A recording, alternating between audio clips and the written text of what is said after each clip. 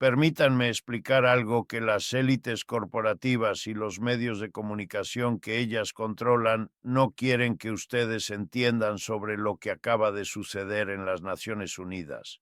Lo que presenciamos esta semana no es simplemente un episodio más de tensión diplomática internacional, es la manifestación más clara hasta el momento del colapso de la hegemonía estadounidense y la emergencia de un orden multipolar que desafía directamente los fundamentos del sistema capitalista imperial que ha dominado el mundo durante los últimos 75 años. Cuando México, Rusia y China coordinaron su defensa de Venezuela en el Consejo de Seguridad, no estaban simplemente haciendo declaraciones diplomáticas de rutina, estaban articulando una nueva realidad geopolítica donde Estados Unidos ya no puede dictar unilateralmente las reglas del juego internacional. Y esto, desde mi perspectiva como economista que ha estudiado durante décadas las crisis estructurales del capitalismo, representa algo mucho más profundo que política internacional, representa la crisis terminal del imperialismo financiero estadounidense.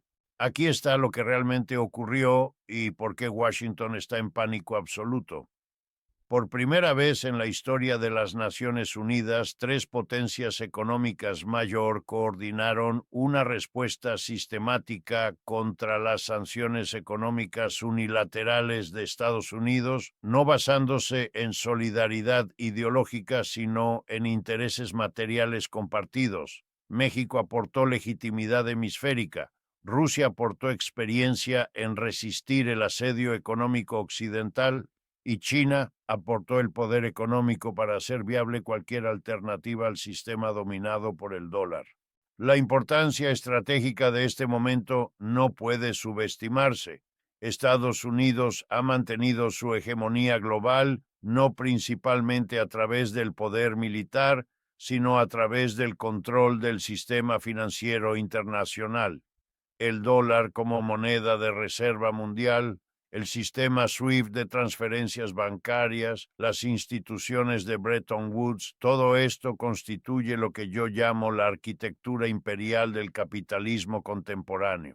Pero déjenme llevarlos al trasfondo histórico que explica por qué este momento era inevitable.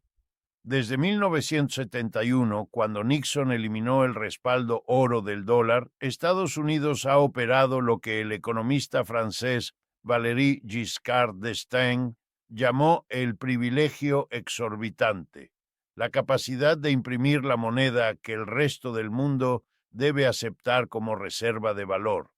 Esto significa que Estados Unidos puede financiar déficits masivos, mantener un nivel de vida artificialmente alto y proyectar poder militar globalmente, todo pagado con papeles que cuesta prácticamente nada producir. Pero este sistema tiene una contradicción fundamental que Marx habría reconocido inmediatamente. Para mantener la demanda global de dólares, Estados Unidos debe mantener déficits comerciales permanentes exportando dólares al mundo, pero estos déficits eventualmente debilitan la base productiva de la economía estadounidense, creando las condiciones para que emerjan competidores que desafíen el sistema mismo. Es exactamente lo que estamos viendo ahora. China se convirtió en la fábrica del mundo precisamente porque las corporaciones estadounidenses movieron su producción allí para reducir costos laborales. Rusia mantuvo su capacidad de exportación energética porque Europa necesitaba gas barato para mantener su competitividad industrial. México desarrolló cadenas de suministro integradas con Estados Unidos porque las multinacionales americanas necesitaban reducir costos de producción. En otras palabras, el mismo capitalismo global que Estados Unidos construyó para su beneficio creó los competidores que ahora lo desafían. Y lo que vimos en la ONU esta semana es la culminación política de este proceso económico estructural.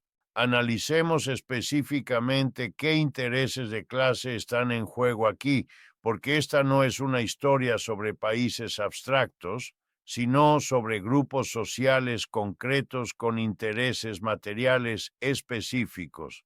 Las corporaciones multinacionales estadounidenses están divididas. Aquellas que dependen del mercado interno americano, especialmente el complejo militar industrial, apoyan la confrontación porque se benefician del gasto militar aumentado y la economía de guerra. Lockheed Martin, Raytheon, Boeing, todas ven enormes ganancias en la tensión geopolítica prolongada, pero las corporaciones que dependen de cadenas de suministro globales están aterrorizadas. Apple, que fabrica en China, General Motors, que produce en México, ExxonMobil, que necesita mercados energéticos estables. Todas estas empresas ven sus modelos de negocio amenazados por la confrontación geopolítica. Sus intereses están alineados con la cooperación internacional, no con el nacionalismo económico.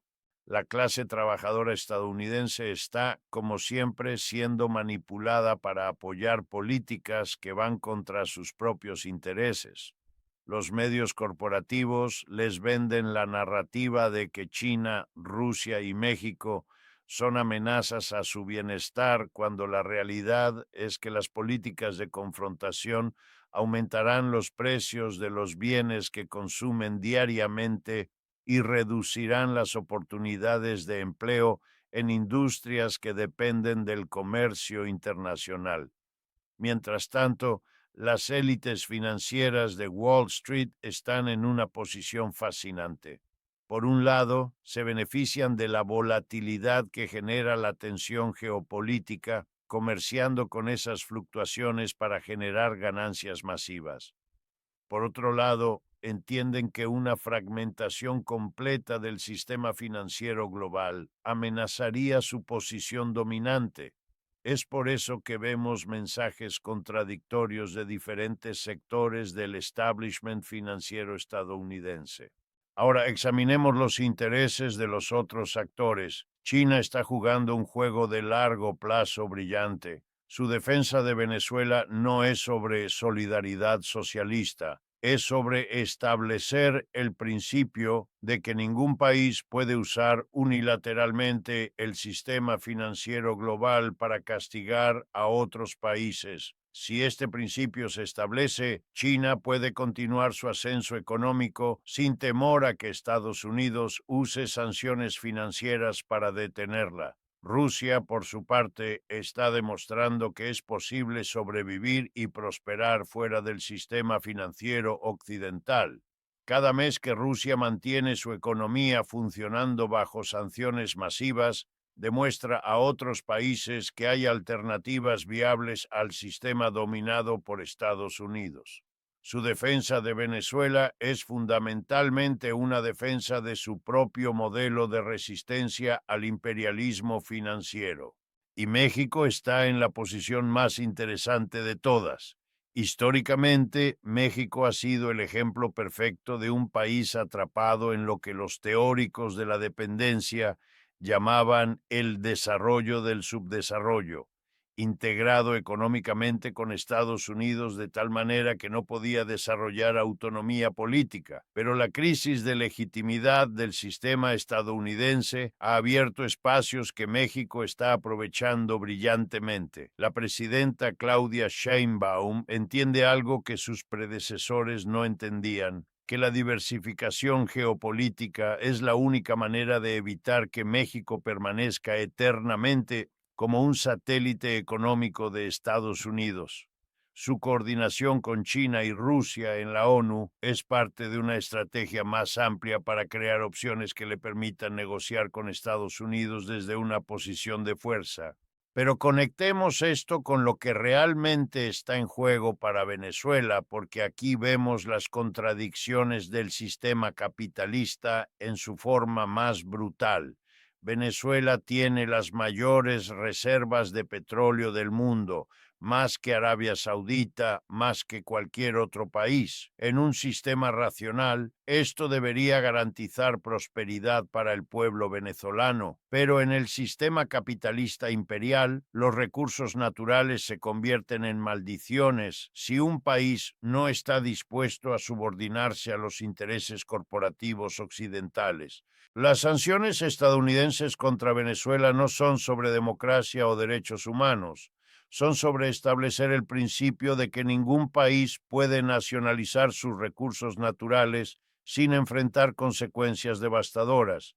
Si Venezuela fuera exitosa en su modelo de desarrollo independiente, otros países productores de petróleo podrían seguir su ejemplo, amenazando las ganancias de las corporaciones petroleras occidentales y el control estadounidense de los mercados energéticos globales. Aquí está lo que los medios corporativos nunca explicarán. Las sanciones económicas son una forma de guerra. Son diseñadas para crear sufrimiento masivo en la población civil con el objetivo de generar presión política interna contra el gobierno.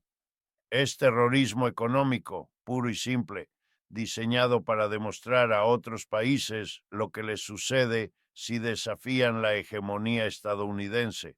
Pero lo que vimos en la ONU esta semana demuestra que esta estrategia ya no funciona.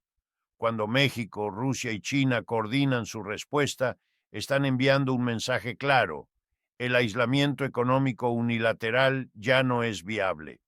Hay alternativas, hay mercados alternativos, hay sistemas financieros alternativos. Permítanme explicar la mecánica económica específica de cómo funciona esta resistencia coordinada. China ha desarrollado el sistema CIPS como alternativa a SWIFT, procesando ya trillones de dólares en transacciones anuales sin involucrar instituciones financieras estadounidenses. Rusia ha creado el sistema SPFS que conecta bancos desde Moscú hasta Mumbai sin pasar por Nueva York. Y ahora México está explorando la integración con estos sistemas alternativos. Pero hay algo aún más significativo happening. Los tres países están coordinando no solo sistemas de pagos alternativos, sino acuerdos comerciales que evitan completamente el dólar. Intercambios de yuan chino por pesos mexicanos, rublos rusos por bolívares venezolanos, petróleo venezolano por manufactura china pagado en yuanes y procesado a través de bancos mexicanos. Esto puede sonar técnico, pero las implicaciones son revolucionarias. Cada transacción que evita el dólar debilita la demanda global por dólares, que es la base fundamental del poder económico estadounidense. Si suficientes países adoptan estos sistemas alternativos, el dólar podría perder su estatus de moneda de reserva mundial, lo que obligaría a Estados Unidos a vivir dentro de sus medios por primera vez en 50 años. Históricamente hemos visto este patrón antes. El Imperio Británico mantuvo su hegemonía global a través del control de las rutas comerciales marítimas y el estatus de la libra esterlina como moneda de comercio internacional. Pero cuando Estados Unidos y Alemania desarrollaron capacidades industriales que rivalizaban con Gran Bretaña y cuando nuevas tecnologías hicieron las rutas comerciales británicas menos críticas, la hegemonía británica se desmoronó gradualmente. La diferencia crucial es que Gran Bretaña mantuvo una base industrial sólida que le permitió seguir siendo una economía próspera even after losing its global hegemony. Estados Unidos, por el contrario, ha financiarizado su economía al punto donde el sector financiero representa más del PIB que la manufactura. Esta distorsión hace a Estados Unidos extremadamente vulnerable a cualquier desafío a su dominación financiera global. Lo que estamos viendo es la aceleración de este proceso histórico de transición hegemónica y la coordinación en la ONU entre México, Rusia y China representa un momento de cristalización política donde las tendencias económicas estructurales se traducen en acción política concreta. Pero analicemos también las contradicciones internas que están impulsando esta crisis. Estados Unidos no está perdiendo su hegemonía porque sus enemigos son más fuertes, sino porque su propio sistema interno está en crisis profunda. La desigualdad de ingresos ha alcanzado niveles no vistos desde la Edad Dorada del siglo XIX. La infraestructura se está desmoronando. El sistema de salud es una catástrofe. La educación pública está subfinanciada. La democracia está siendo openly undermined by corporate money. Esta crisis interna de legitimidad se proyecta hacia el exterior como agresión imperial. Trump y las élites que representa no pueden ofrecer un futuro mejor a los trabajadores estadounidenses dentro del sistema actual. Entonces necesitan encontrar chivos expiatorios externos. China está robando empleos. México está enviando criminales. Rusia está manipulando elecciones. Cualquier cosa excepto admitir que el problema fundamental es un sistema económico que concentra riqueza en la cima mientras la mayoría lucha para sobrevivir. Aquí está la contradicción central. Las mismas políticas que las élites estadounidenses creen que restaurarán su hegemonía global están acelerando su pérdida. Las sanciones unilaterales empujan países hacia sistemas alternativos. Los aranceles aumentan costos para consumidores estadounidenses. La militarización de la política exterior absorbe recursos que podrían used to address domestic crisis.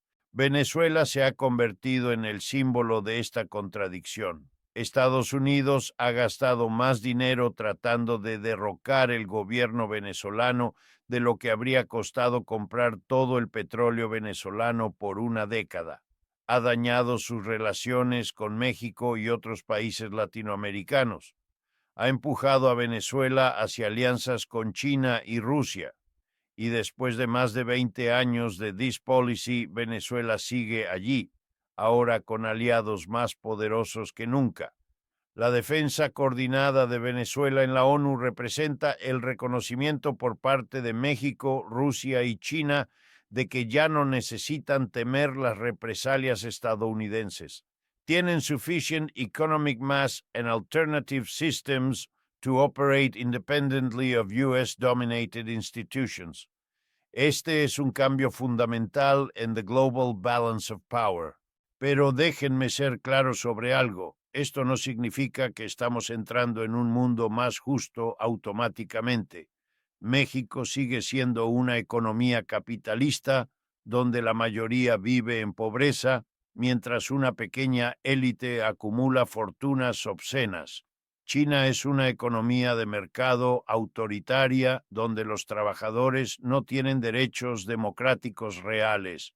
Rusia es una petrocracia oligárquica donde la riqueza está concentrada en unas pocas manos.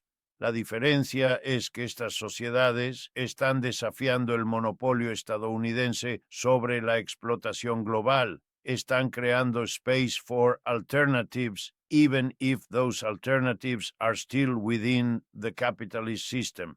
Y históricamente es en estos momentos de crisis hegemónica donde emergen posibilidades para transformaciones más profundas. Los trabajadores de Venezuela, que han sufrido durante años bajo sanciones brutales, finalmente ven una luz de esperanza. Si México, China y Rusia pueden provide markets and investment that allow Venezuela to bypass U.S. sanctions, eso podría significar mejores condiciones de vida, more employment opportunities, access to medicines and food que las sanciones han blocked. Los trabajadores mexicanos also benefit from having options. When Mexico can negotiate with China, Russia, and the U.S. simultaneously, gain more bargaining power, puede demand better terms, resist exploitation, develop its economy according to its own priorities, rather than subordinating everything to U.S. corporate interests. But ultimately, la pregunta más importante es, ¿puede este challenge to U.S. hegemony evolve into a challenge to capitalism itself? porque al final del día todos estos países siguen operando within a system donde workers create value and capitalists extract profit, donde la production está driven by private gain rather than social need, donde ecological destruction es tratada como an externality rather than a central contradiction. Mi answer, basada en 50 años de studying capitalism, es que estos moments de transition hegemónica create space for deeper transformations, but no guarantee them.